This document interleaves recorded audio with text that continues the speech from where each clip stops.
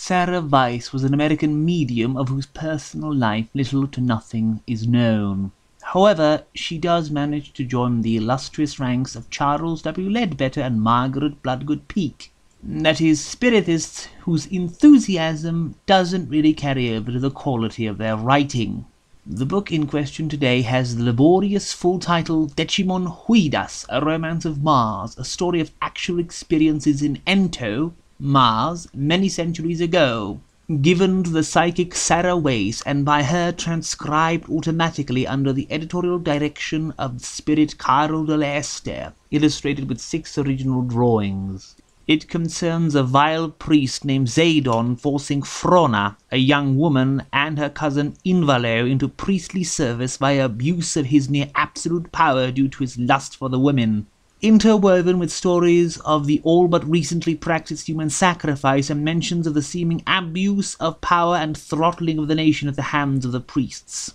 This seems like a good enough basis for a story. Unfortunately, Miss Weiss may have refused to actually give the story a proper narrative shape due to the fact that, in her fixed belief as a medium, if this she really was, and this wasn't just a fictitious vehicle for explaining the story, she may have regarded these ideas as coming to her through external inspiration and thus jotted them down without caring that this made her story limp about piteously without ever really getting anywhere. Also in the book, she acts as if the ending of the previous mandatory practice of human sacrifice is some kind of boon, with the institution itself having been, according to her words, holy and good. And the only reason it was ceased was because the chief god felt pity for all the families choosing mass suicide to avoid their children being publicly sacrificed in the flames. Miss Weiss doesn't really treat the practice with any contempt and acts as if it was completely proper that it was instituted and maintained, and that it could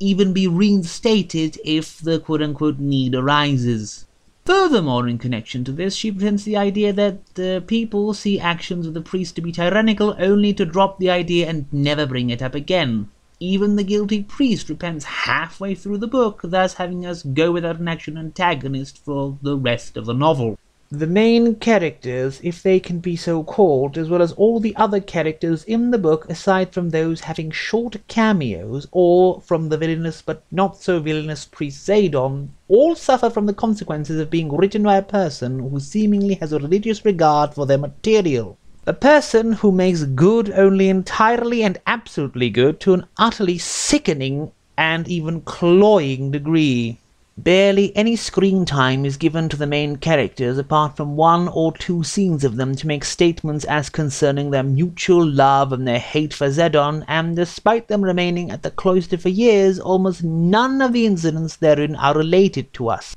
We only learn that Frona had a friend and confidant and a fellow would-be novice in 1 paragraph in passing after the latter dies. We see nothing of their youth, know none of their friends or associates, and even the role of their grieving parents is entirely restricted to making pilgrimages back and forth to try and get the priest to release their children while repeating the same assertions of their own pious nature ad nauseum. We know nothing about the parents either, nor about their relative and friend who wishes to aid them in their quest to get their children released, apart from the fact that this person is apparently a widower, and that's about all we ever find out about him. The entire novel is almost exclusively dedicated to this back-and-forth petitioning and repeated assertions of faithful religious service. None of the particulars of the lives of the most of the characters are given us, no details of the life on Mars or the deeper religious lore of the planet. Sometimes Weiss refers to some of its aspects in passing, but after that we are right back to lengthy statements on the sacredness of, quote, our holy religion, unquote. The odd thing is that in this instance the author would seemingly have enough material from her own pen to fall upon. As far back as 1903 she published Journeys to the Planet Mars, or Our Mission to Ento, which seems to be an account of mental communication with Mars and a description of life thereupon. Weiss has even gone so far as to provide a glossary of specific Martian terms prior to the beginning of the novel, yet she doesn't really use any of this in her story, aside from mentioning made-up names of birds and plants on occasion. if this idea was indeed sabotaged by a deep conviction that this whole thing in its rough and unpolished state was mentally communicated and thus beyond reproach or alteration, then it is indeed a shame, as there is the germ of an interesting story here. Incidentally, as for the title of the book, it is a bit odd given the fact that the story is framed as something Weiss wrote down after getting it dictated to her by a Martian spirit named Genesano, who recites the story of Invalu and Frona as recorded many centuries later by Decimon Huydas, who thus in my opinion seems a bit of an odd choice for a title character.